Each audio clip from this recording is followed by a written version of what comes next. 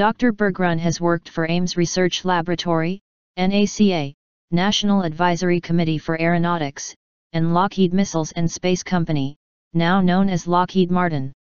He then went on to found Bergrun Engineering and Research. Coming from such a distinguished background, we can make several basic assumptions about him, not least of which is that he is highly intelligent.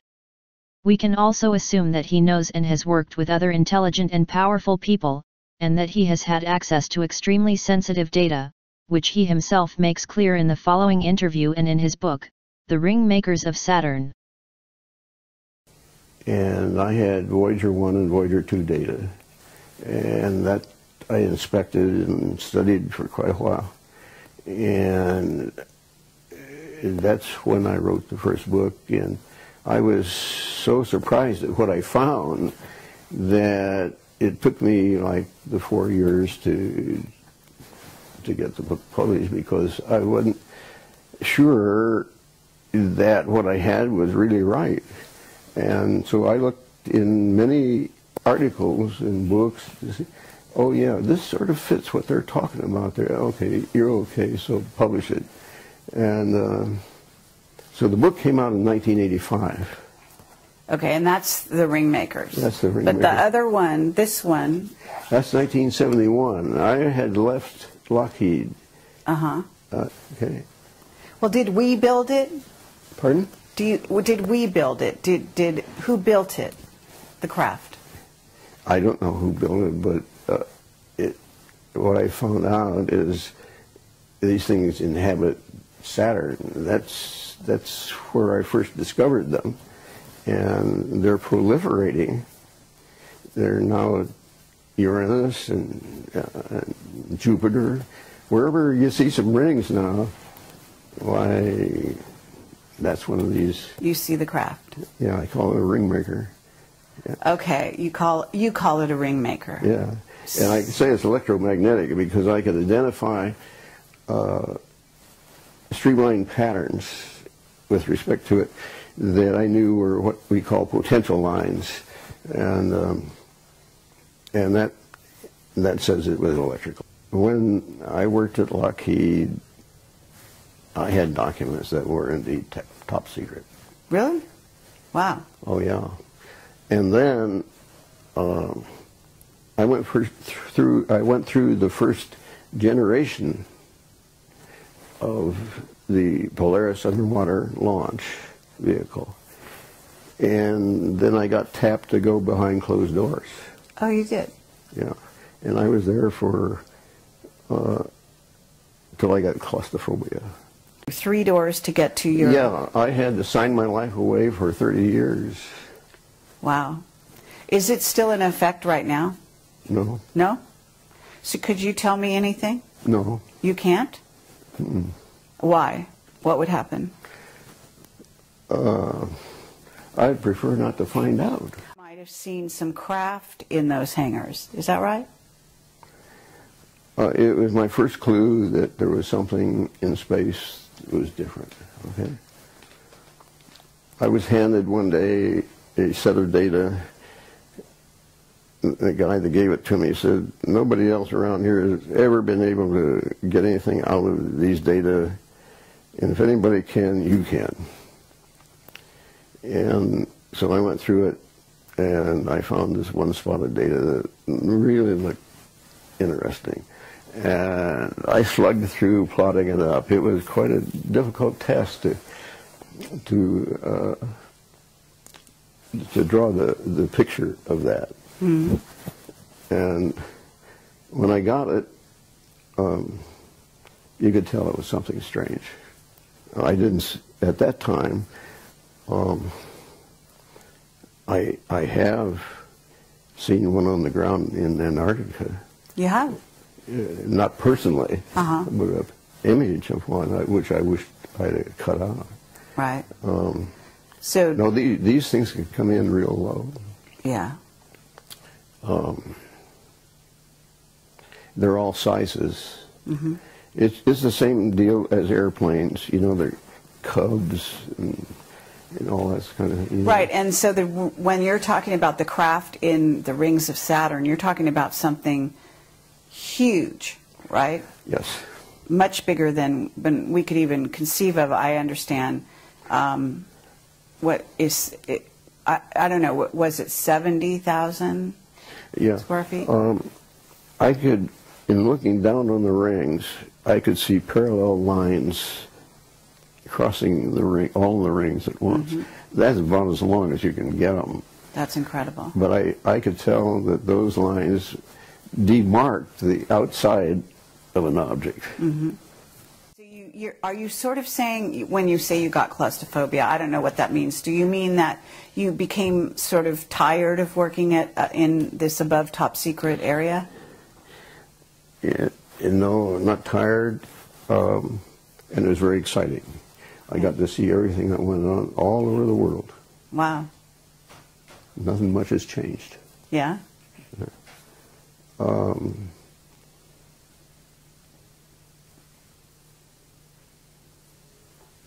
I don't know. Or were you threatened? Were you, what did you have friends who were leaving the employee of Lockheed at that time? I mean, was there some incident that happened that made you want to leave? No, it wasn't that. Let's just say that you're confined to one room day after day, year after year, same walls, so forth. That's claustrophobia. I see. But I knew that, hey, there's something going on out there, and see if you can't find it. Okay, but have you heard that NASA alters their footage coming from the moon, etc.? I know some of the things they do with it, yeah. Okay, so even their footage is not always dependable, right? Although I guess it's dependable to begin with. It's just that they start altering it later. I have been told by a very reliable source. He asked me what camera did I get that image from on the moon. I said, Hasselblad. And he said, that's right. He says, I thought we darkened that enough that you wouldn't find it.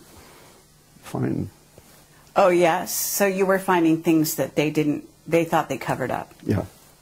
Incredible. Yeah, yeah. That must have been a lot of fun. And this guy says, well, I suppose you want me to go out and tell everybody about that. I said, no, I don't want to embarrass you. That doesn't make any difference to me. Whatever you want to do is fine with me. I'm just saying I found what you saw. Then we're able to, sort of look at and keep in sort of pristine condition. I'll tell you, at this juncture, I don't know what I have. I finally went to put it in a vault that the people claim, hey, nobody can get in here, including the government. But unfortunately, somehow, somebody did. Oh, really? Yeah. And what they do, like I have some on a laptop, some of it's just on disks and so forth, they garble it. They run it through something and they garble it. So it's no longer... And sometimes there's just nothing on there. And I know that there should be something, and there's nothing. So I don't know how much of the early stuff I can put together. What I do know is I can put together it any time. Okay, so I don't need that old stuff, you can tell people. Really? I don't need it. Because you're familiar with the landscapes, you know where things are. I know where, I'm familiar with the landscape, I know pretty much what's going on. It's sort of simple.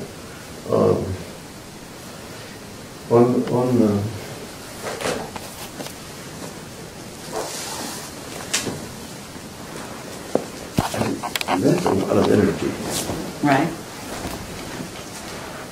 And okay. And this is the ring, right? This part, this is the ring? That ends up being the ring. Yeah. It's and hot plasma. Oh, really? Okay, so, and what your theory is they're manufacturing it, is that correct? It comes, that's the exhaust from this thing. From the craft? Yes. Is it because, are they stationary or are they moving, the craft? They're probably moving.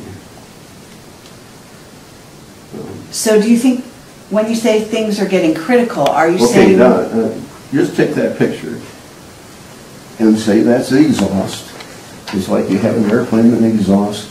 Mm-hmm. It's in your atmosphere, and it can load a lot of energy, you know. And but this is Saturn, like John Lear says, you know, Saturn is the focal point, and I can't agree with him more. Okay, but John Lear talks about Saturn actually being portal into another dimension. Well, you know, he's theorizing. Yeah, so you don't necessarily go there. I don't go that way. Uh-huh. I either say, this is the way it is, or I can't hack it. Okay, but you're saying things are getting critical because I'm really curious. Are you saying that those craft are coming here? Is that why it's critical? No, I'm saying, in effect, if they do, and there's a good probability that that is possible, then, hey, you've got to get with it. You can't wait around. Mm-hmm. Okay, but you see, no one really in this country accepts the concept that at Saturn, those things are there. Right. If you can't do it at Saturn, well, you know, you just can't hack it. People have got to be made to understand that those things are real. Right. You know there's a movie out called Prometheus, right? I can't say that I do. You don't know that. Well, there is one. And I talked to Richard Hoagland. He said Prometheus is, well, first of all, there's a moon in Saturn called Prometheus, right? Yeah.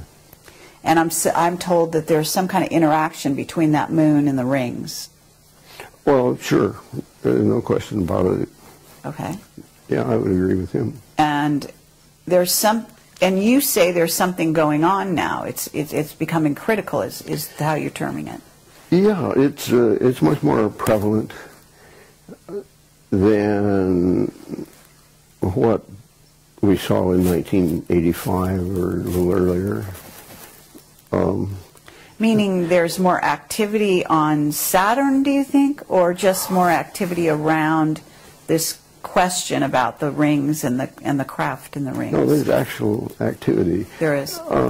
You know, to start off with, Uranus, which is one of the other planets, did not have rings. That's right. But now it does. Right. See?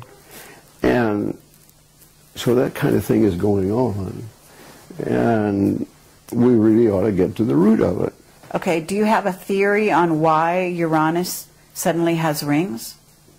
Well, sure, it's the exhaust just like... so that's how I think the attention is being obtained.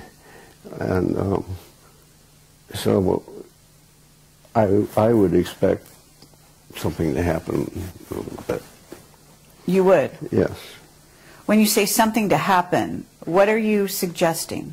I'm suggesting that Stanford, let's say,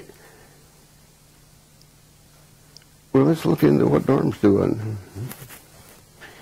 As far as my own professional organization is concerned, it does not fit at all with their objectives. How is it different? It's too controversial. Your theories, you mean? Now look, this is not a theory when there's data. If I propose something, that is a theory. Okay, so your data or your conclusions? Yes, conclusions. Your conclusions Yeah. are too controversial, is what you're saying. Yeah. Okay. Yeah. They don't want to get involved in that. But if there, as you say, there are new rings around Uranus, and there's other activity on other planets too, isn't there? In the solar system? Jupiter? And what's happening with Jupiter? It's getting rings. It's getting rings. Okay, and are you seeing craft there as well? Vehicles, as you call them? I haven't identified craft, but I can tell you that where there's rings, there are these things. So we have these ring makers, Yeah. and they create tremendous energy. Yeah. Can you tell us more about what you think is going on there? You've got any ideas along those lines? Well,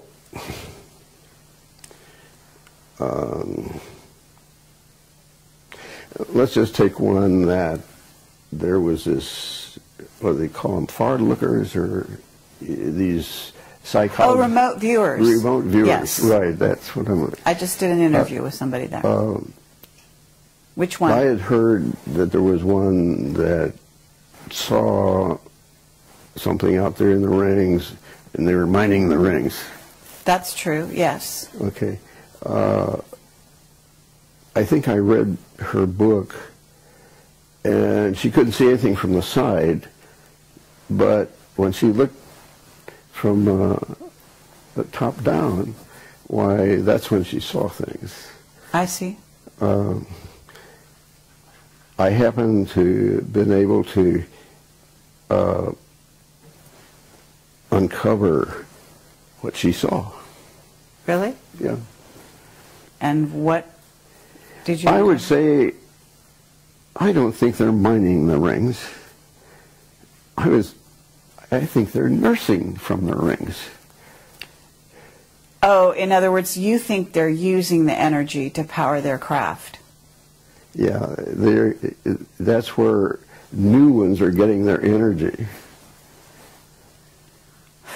New vehicles are getting their energy? Yeah. You start out small, just like a baby, and then they get bigger. Oh, right, because you say that you believe they're sort of like alive. Do you believe they're plasma vehicles, what's called a plasma vehicle? Have you heard that terminology? Well, I've never heard them called plasma vehicles, but I can understand why somebody might say that, yes. Mm-hmm. Yeah, I wouldn't make a big deal over that. Okay, I've heard that the vehicles out there they actually fly close to the sun, and they power themselves up on the sun, and then they go back into...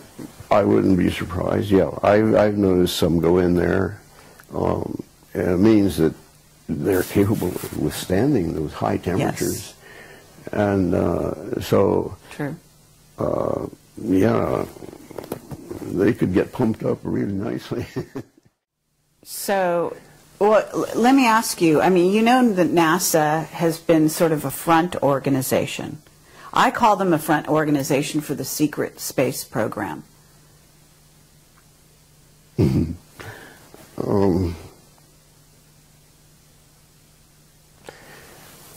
don't know about being front.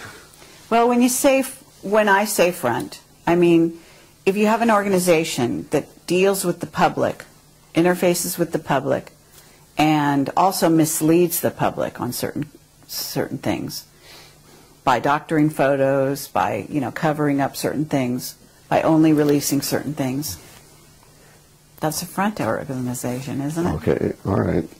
I guess you're entitled to do that. Okay. So if we were to look at the situation a little closer and find out who are the insider organizations, certainly Lockheed would qualify. Would you say that the defense industry are all in the know? No. No? No. Lockheed only recently has been getting images themselves. Mm-hmm. And having worked there, I don't think there'd be anybody that would be capable of doing the kind of work I have been doing. I did come up with something that they could do. It required the services of one of the gents that knew how to program the computer. And that was the advantage of the outfit. They said, I can it can handle any size computer that there is. And, okay, so the day came, and this fellow's name that owned the company, his name is Jack, and Jack called a fellow in and says, Norm's ready for you to program. Jack, I'm going to have to think about that. Can I tell you over in the morning what my decision is? Yeah, think it over. Next day came, he says, Jack, I can't do it. I am an aerodynamic specialist, and if I do this other, I ruin that. It's a no-go. Oh, how interesting. Yeah, that was his attitude. And you check around, and the good guys still have that attitude. Right, that they don't want to get their hands dirty. They don't want to be sort of tarred with the same brush. They've chosen, you know, their route. Straight and narrow. Yeah, and you come along and deviate them. They can't hack it. Very interesting. Do you believe that we're communicating with them? Have you had any evidence of that? Oh, no. You know, we are not capable of doing that. You know, SETI has tried to communicate with extraterrestrials, and they haven't done it yet.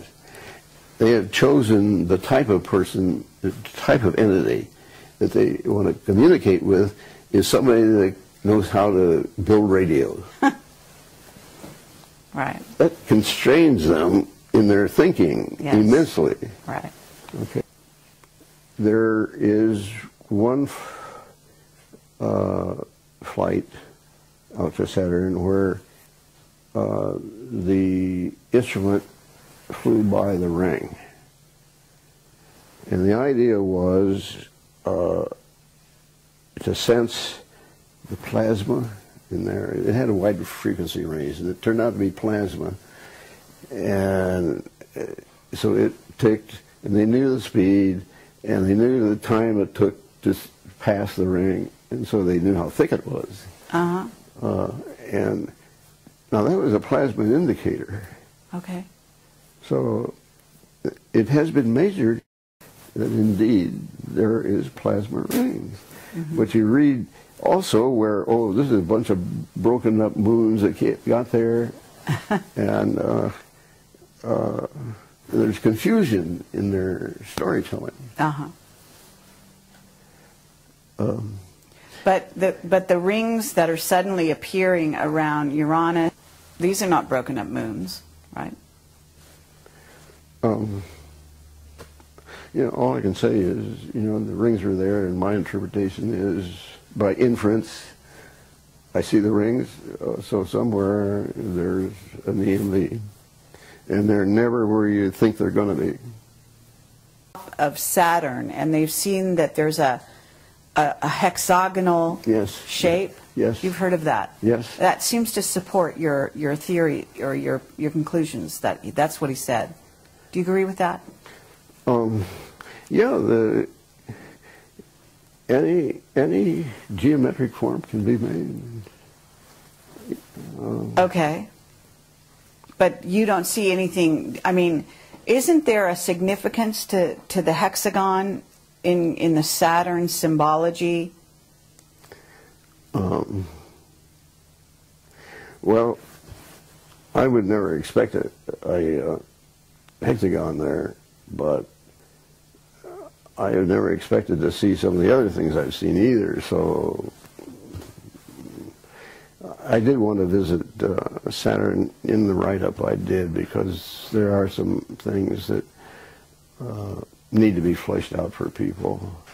But he told me that as an engineer, you really ought to get law under your belt, because You know the nomenclature, and these are the guys that are running the country, basically.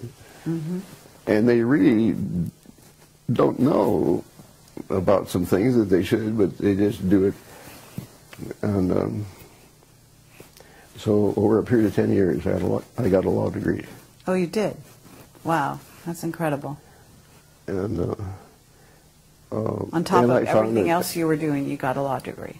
I found it just exactly like the prof said, yeah.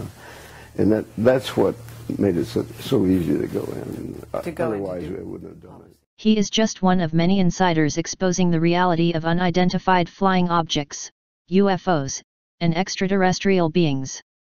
When former NASA astronaut and Princeton physics professor Dr. Brian O'Leary said that there is abundant evidence that we are being contacted, that civilizations have been visiting us for a very long time, he wasn't joking. There is abundant evidence that we are being contacted, that civilizations have been visiting us for a very long time, that their appearance is bizarre from any kind of traditional materialistic Western point of view, that these visitors use the technologies of consciousness. They use toroids, they use co-rotating magnetic disks for their propulsion systems. That seems to be a common denominator of the UFO phenomenon, and how they can work, manipulate time and space locally so that they can have their own anti-gravity propulsion and their own field of energy that's isolated, gravitational field, electrogravitational field that's different.